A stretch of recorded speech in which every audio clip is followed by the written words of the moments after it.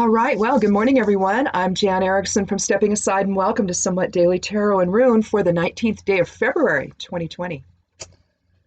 Well, if you got to get outside last night, it was gorgeous, at least where I live it was. We had, I'll tell you real quickly, it was intense. There was Arcturus was really visible, really shining brightly, lots of colors to it. Would have been the eastern sky, but northeastern maybe, technically, because it was a little further over, but likely eastern sky.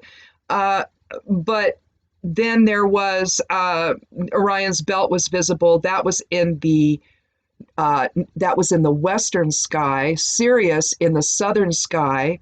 The Pleiades, you could see them. It was weird what they were doing. They were pulsating. It was. My husband noticed. He's like, "What's that?" I says, "I think it's the Pleiades." So I looked on my phone app that I have that I used to identify this stuff with, and sure enough, that was there too. Everyone was in the sky last night. It was incredible. And they were so bright that it almost felt purposeful, you know, like the ancient ones that were here are looking down on us and lighting our way right now in this this cosmic builder year. But anyway, it was very cool. I did the astrology for, 8:30 this morning. Yeah, 8:30 this morning. And, the Mercury retrograde, of course, is still in effect. And as I said, kind of view it as if doors are closing, don't view it as, oh my gosh, I can't go anywhere, but just understand there may be a workaround. So when one door closes, another may open. I don't think we need to be completely, catatonic during Mercury retrograde.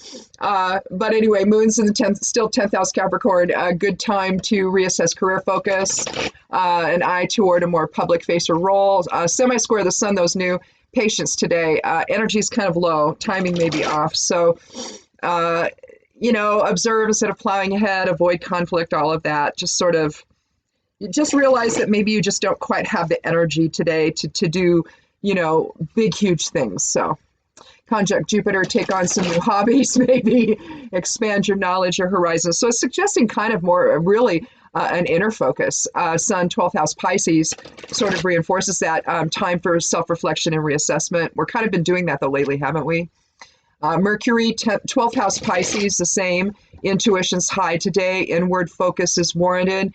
Especially with retrograde in effect. I really think that the semi-square with the sun, between the sun and the moon, is also reflecting Mercury retrograde too, or the energies that I think it's affecting it. A semi-square with Saturn is still in effect. Delays may occur. Frustrations could increase. So again, don't take the bait. Just realize, sometimes when our energy is low, it seems like that is always a time when we want to get into it with somebody about something, isn't it? When you really don't have the resources to do it. And I have to think that that's when ego is at its greatest. And so your ego is saying, oh, yes, I will. And Spirit's like, are you sure? Don't you want to take a nap or something? So, Venus still first house Aries. You're still working on putting your best foot forward. Mars, 9th house Capricorn, that's new. 9th house is new. Expand knowledge and reach for new experiences. Trine Uranus, energy is going to stimulate new ideas and directions. There's awareness is going to increase. But again, I think we're just taking kind of an inward focus, because of maybe, disparate, communication energies that maybe aren't making sense to us right now. Or, yesterday we had spotty internet after I went and said, oh, this never affects me during Mercury retrograde, or it doesn't always anyway. And then we had spotty internet after I uploaded everything. I'm like, oh my God. It's like, okay, I won't say that anymore. Let's see, square Chiron as new awareness takes hold. It may challenge everything we believe. Could create a feeling of instability. But, this is a time where we're reassessing things, and we need to use that Mars energy to sort of take a stand, even within our own self. It's like when you know you're acting out of your own normal way of being. It's like all of a sudden you find yourself doing things and involved in things. It's like, wow, I didn't know I'd go here. Well, maybe you weren't supposed to. So reassess things and see if it's really what you need to be doing. Otherwise, let go of it. Use that Mars energy, not to rise to the occasion, but to sort of bring things to balance within. So make it a more inner focus. Let's see, Jupiter, 10th house Capricorn. Again, reassess how you're going to spend time at work. So again, more and more reassessment here. Sextile Neptune, that's new, or no, it's not new. Feel at one with everything. Intuition and empathic ability is strong, but again, it probably needs to take a more inner focus.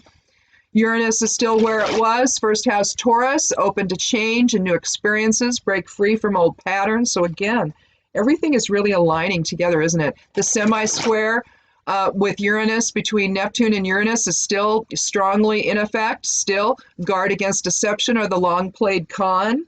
We're being conned right now. I did a pendulum to see if Barr was going to resign. And it started to swing yes, and then all of a sudden came to a complete stop.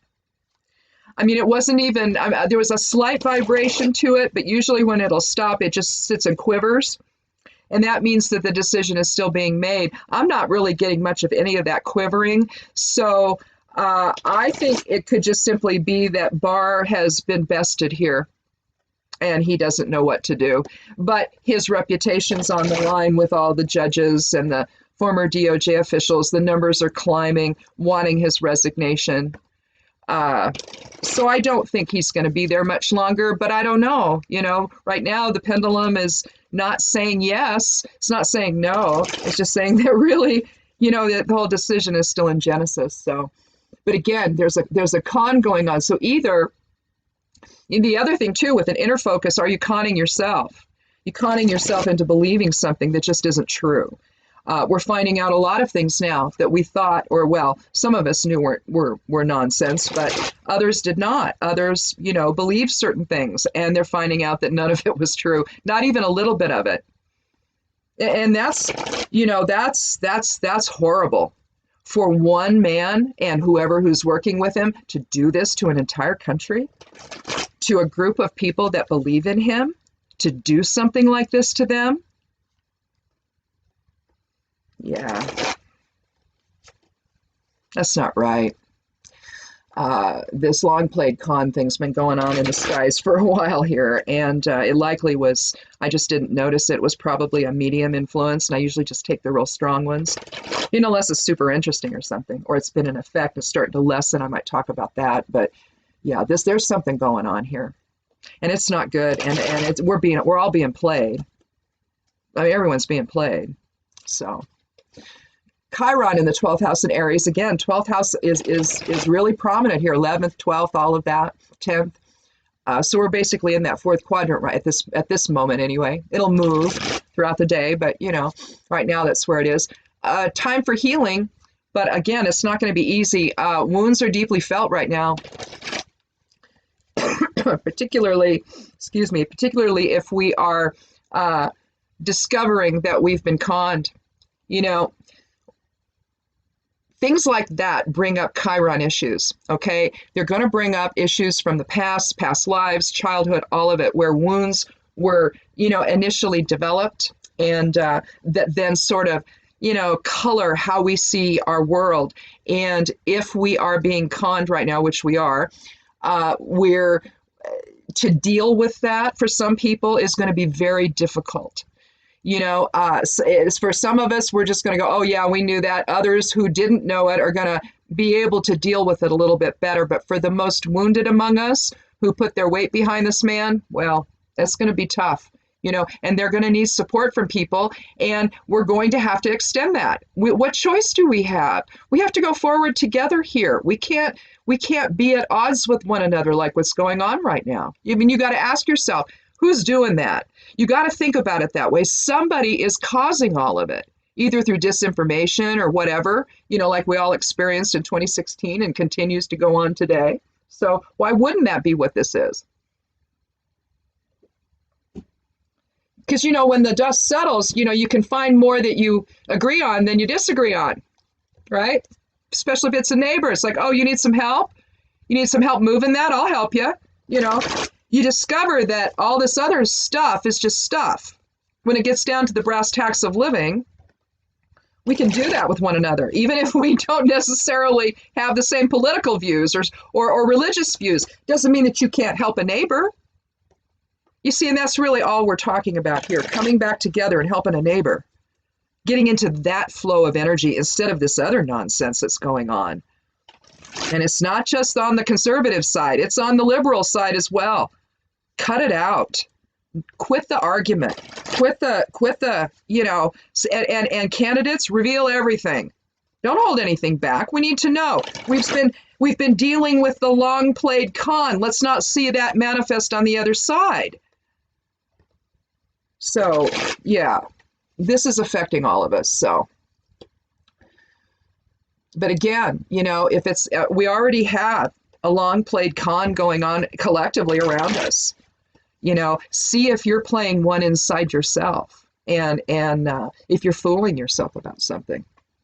You know, got to move forward in clarity. Let's go ahead and take our first 3 cards.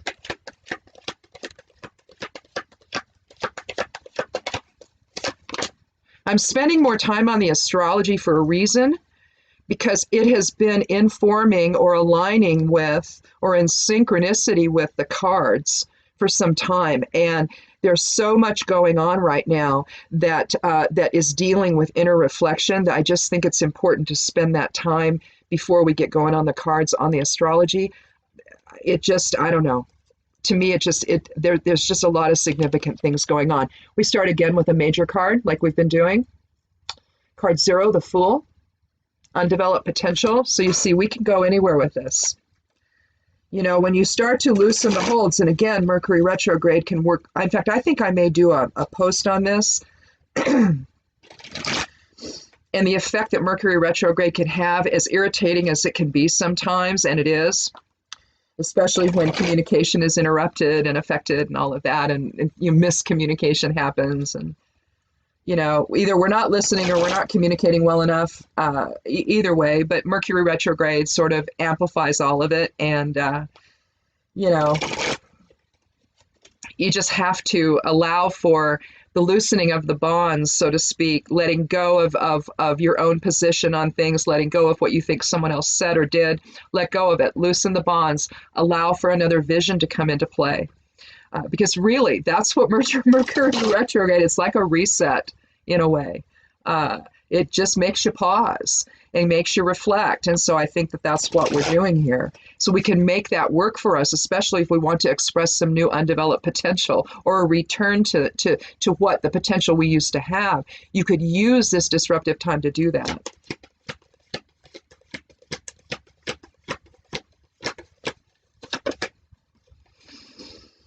Oh, I love this card, and I don't care what deck it's in, I just love it. It's the 3 of Cups. So emotions, the water element, our heart, coming together, mind, body, spirit alignment, the 3, a powerful number, the 3 is. Last year was a 3 energy. The year before was an 11 energy. So lots of enlightenment in 2018. You know, and then bringing everything into some kind of awareness and balance in 2019. It was catalytic, you know, lots of things came out, lots of things happened, you know.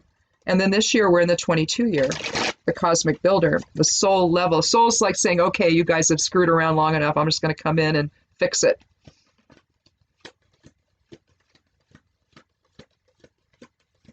But in the process of that, you know, you got to reveal a lot of stuff, right?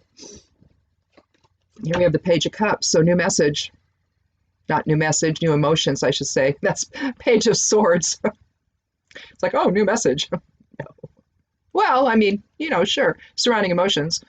You see a fish peeking out from his chalice as the page stands next to the water, you know, kind of choppy. It shows but what it's there to do, if you, and I've said this before, you know, if you go and you go online or you have an app on your iPad or whatever, for biorhythm, you can check, because everything is in a sine wave. All right. Everything does this. Energy does this. And so times you're going to be up, sometimes you're going to be down. And sometimes you want to actually do things and make decisions on the upswing or slightly on the downswing. But the further down you get, or up on the peak or the valley, in other words, you don't want to do it there. It's too much energy or too little energy, right? And so if you're feeling out of sorts, you can just go check that. And you know, odds are you're going to find what's going on there. Intellect might be low, emotions might be low, intuition might be low, whatever, physicality might be low. But so if things aren't working right for you, check your biorhythm chart. You're likely going to see that it's just an energy thing. Let it pass, because what goes down is going to come up again, right? Just let it pass. The wave's going to continue to do that. Sometimes it's slow, you know, and so you're having to wait a while. But again, you know, it can be helpful to look at that, and just if you're trying to figure it out. But let's go ahead and just look at these three cards, though. I'm going to, well, I think I'm going to put the Fool in the center, because I think we're going to talk about, you know, the undeveloped potential of bringing emotions into balance. Again, this is the time for self-reflection. You know, you're looking at emotions, you're looking at Pisces. That's one of, you know, the emotional water element signs. And so you're talking about change and shifting around and reassessment. And right now, again, astrologically, that's what we're talking about. Let's go ahead and start with the Fool. Again, 0 is undeveloped potential. He stands on the precipice, as we all do right now, of something new taking hold. You see his dog at his side. You see he's holding a white rose in his left hand for purity. The left hand is going to be the receptive side of self. You could look at it as the feminine side of self. If you're looking at polarity, you know, it can be masculine and feminine polarity, or projective and receptive polarity. It's really just about think push energy versus enveloping energy. We generally fall in one of those two categories in terms of the effect of our aura. My husband has a push energy. I have a pull or an enveloping energy.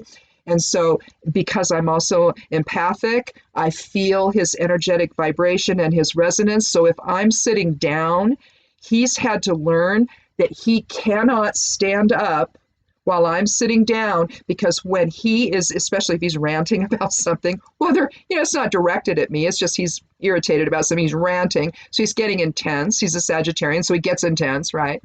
Sometimes no tact, you know. So in other words, the mouth runs away, but so does the intensity. And so I can sit there and he can lean in, and he'll physically lean in, and I'm just like, you know, because I can feel it. I can literally feel, or not literally, physically feel that push, that energetic push onto me. And so he'll see me, he'll eventually come to, and he'll see me like, oh, sorry, and he'll back off, you know, or I'll say, hey, can you step back, please? Control your energy a little bit.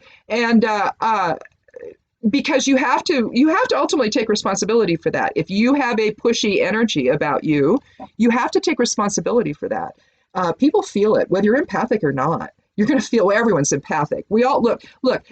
It's easy to label and to come out and to pigeonhole everybody and everything. You know, I'm a witch, I'm an empath, I'm a Reiki master.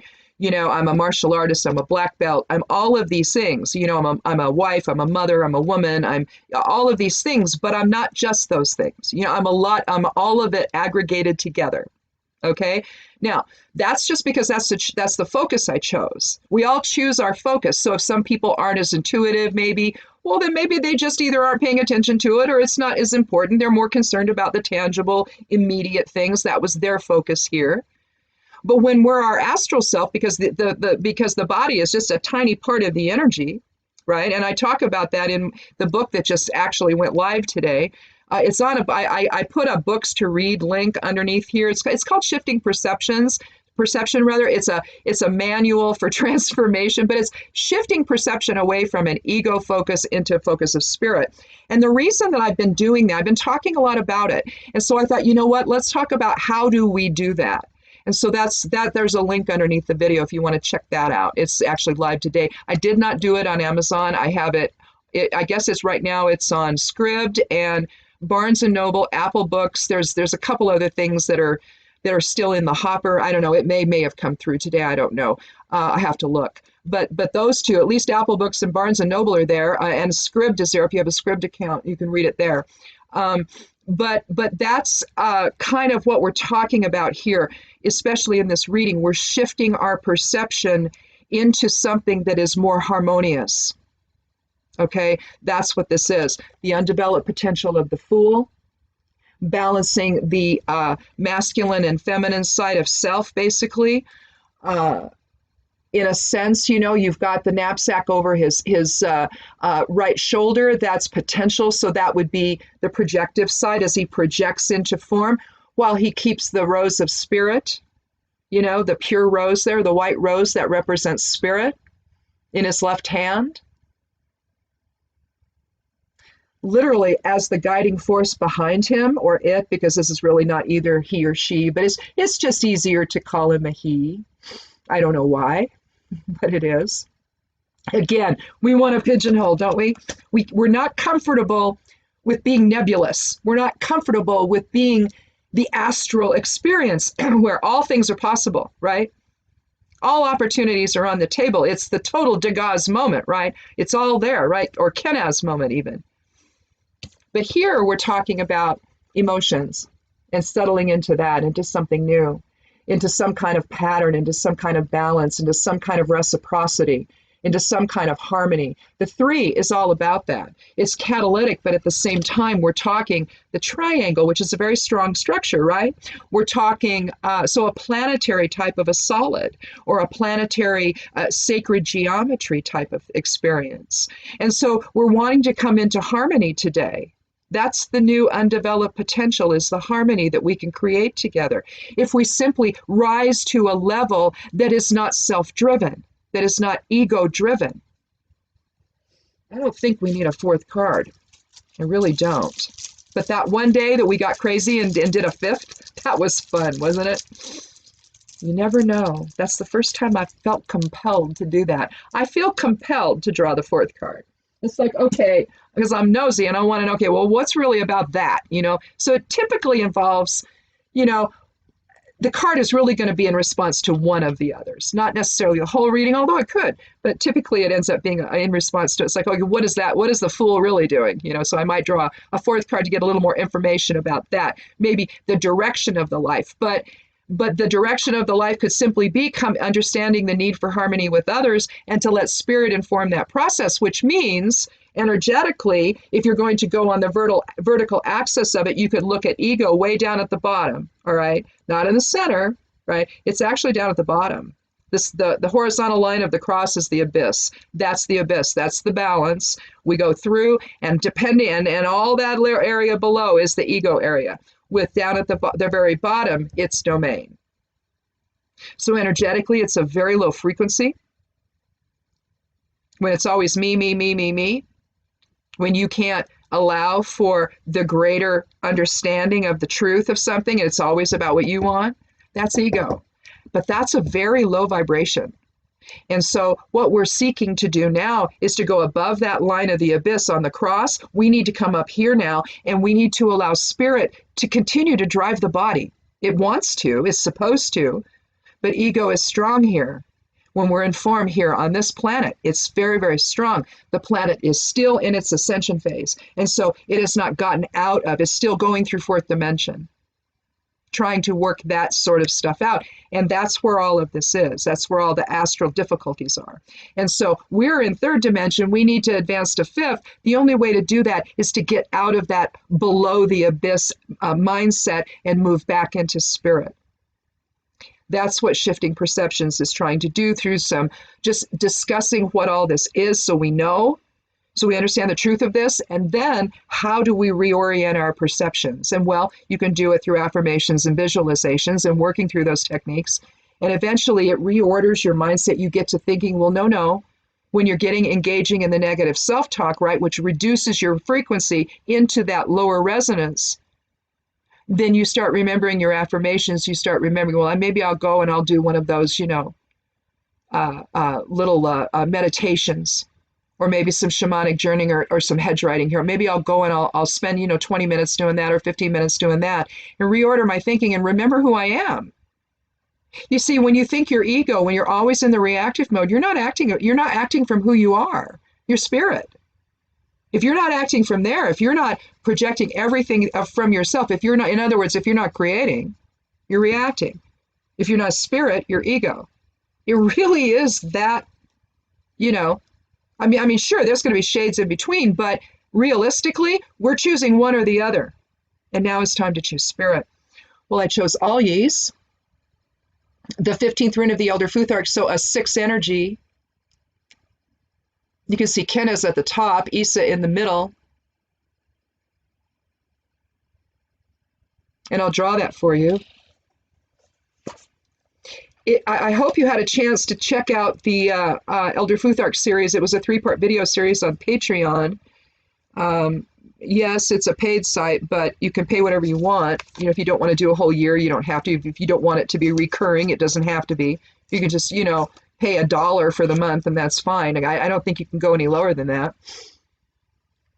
But there's all ye's. Well, there's an extra little line there because I screwed up, so ignore that. But we've got Isa and we've got Kenaz.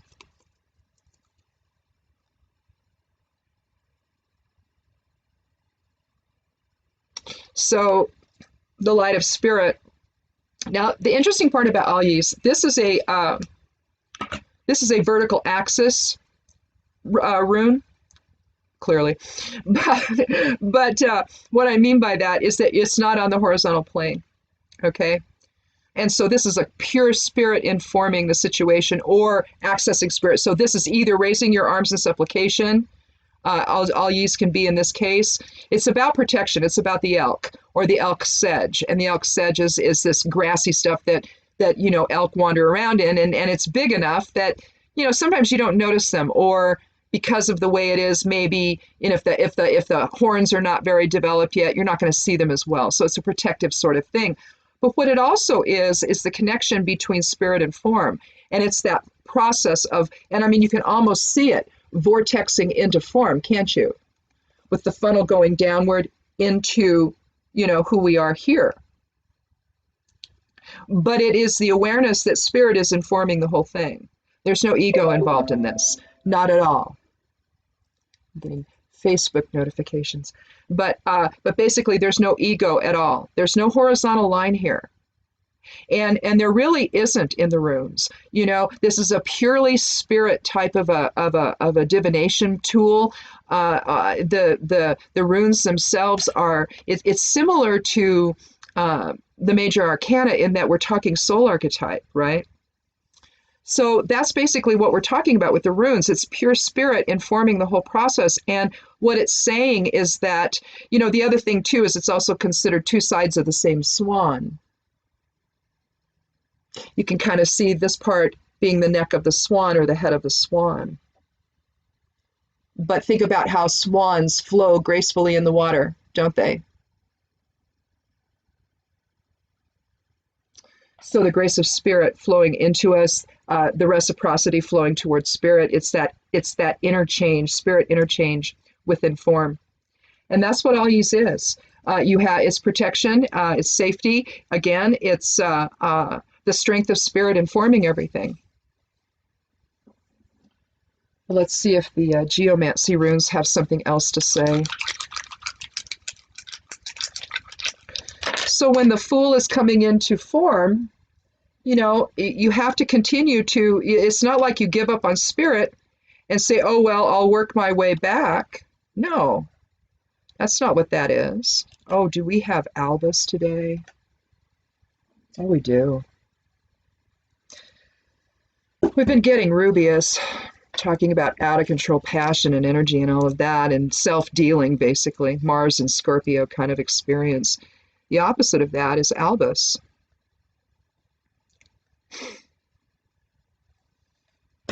And I love that in the Harry Potter series, J.K. Rowling used Albus and Rubius. Those are geomancy runes as names for her characters.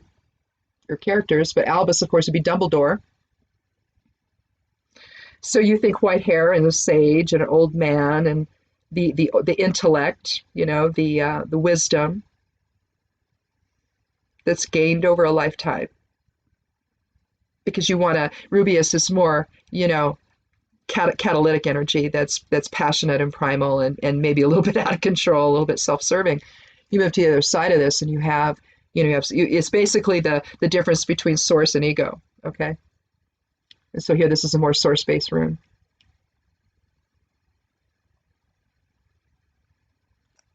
And the single dot, which is the active presence, is in the water level. It's put into a level of fire, air, water, and earth. 2 dots are passive influences. Single dots are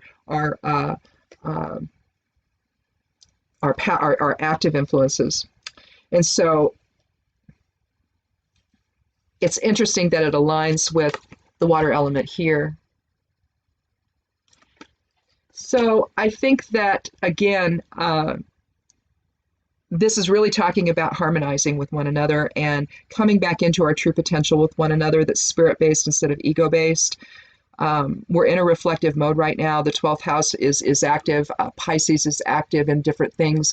Mercury, 12th house Pisces. Sun, 12th house Pisces. Let's just go back over that real quick. Neptune, 12th house Pisces. Chiron's 12th house Aries. But again, it's still inner. But you have the energy to do it. Reassessment all over the place with 11th house and Capricorn. We also have Capricorn, so that's there. Chiron also.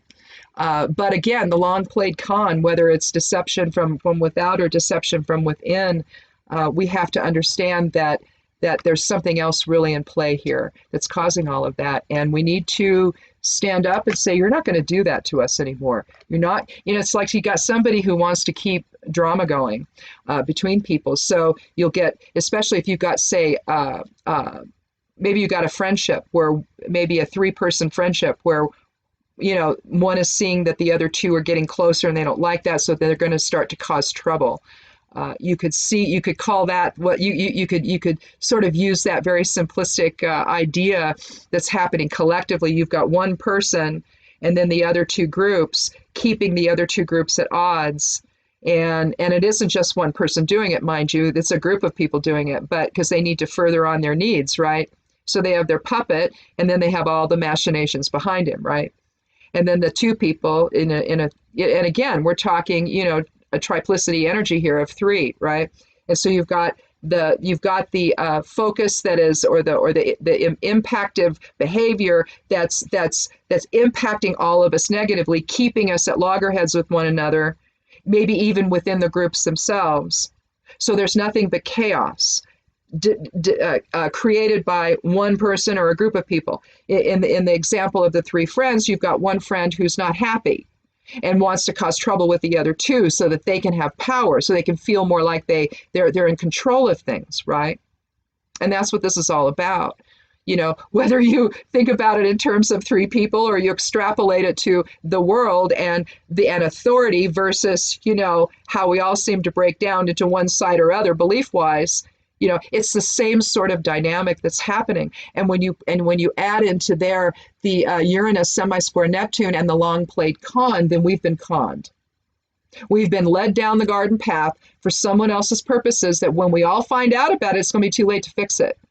And so much damage will have been done just so a small number of people can maintain control over the rest of us, right? Because that's what this has been. It's like, oh yeah, we'll take apart the fiat banking system, the Rome banking system. We'll go and we'll get all the pedophiles. We'll take down the deep state. No, the deep state in their minds is the regulations. The deep state is the Department of Justice, which is now in shambles. It's clearing the way so that the corruption can take place. That's what this was all about. So the long played con. Again, if you're conning yourself, take this time for reflection. You need it because you need to move out of it and into harmony with other people now. So in any event, check out my book, Shifting Perception. That might help. I don't know. Again, the link is beneath the video here. Also, the link to the website Stepping Aside is beneath there. Also, a link to the newsletter, to Patreon, to all of that. Plus, I'm an affiliate marketer to help monetize my blog, and so I have some of those links down there below. If you're interested in any of those companies, if you know about them or and you buy for them or whatever, you click one of those links to get there. They have these tracking cookie things, and it links to my name, to my code, basically, my affiliate code. And if you buy something at that time or within a short time thereafter, I will get commission on the sale. So that's what I'm using to help defray blog costs. It's not that I make a living at it or anything. It's not that at all. It's just that you get a little bit of commission, and then that just sort of, goes into the kitty for when I need to renew my blog or some of the protection stuff I have on it, and the theme and all of that. Anything that I've had to pay for, subscription stuff, it just goes into that little pot of, whatever, to help defray some of that. It doesn't pay for all of it, but it helps it just helps subsidize a little bit. So in any event, that's what all that's about under there. If you go there and you go, oh my God. And then down at the very bottom are all my links, like to Twitter and places like that. So anyhow, check all that out if you want to. If not, this is going to go up here in a bit on Stepping Aside. It'll also be here on YouTube. So I guess that's it. What's today? Today's Wednesday, I think. Yeah, it's Wednesday, so we have one more day. And then next week, the next 2 weeks are going to be jury duty, so I'm going to get creative. I'll know the night before if I have to go in the next day, and if I do, then I'll do this video at night, and I'll set it to, and I'll get the astrology and all of that for that time, and then I'll just have it set to publish it at, the next morning. For you guys. And if I have to go in, I don't know. I have to go Monday because I have to go, and the meeting will either be in the morning or the afternoon. So again, I'll figure out what I'm going to do on Monday for this. But we have one more day, so come back tomorrow. Click subscribe if you haven't, and be good to yourself, be good to one another, and blessed be.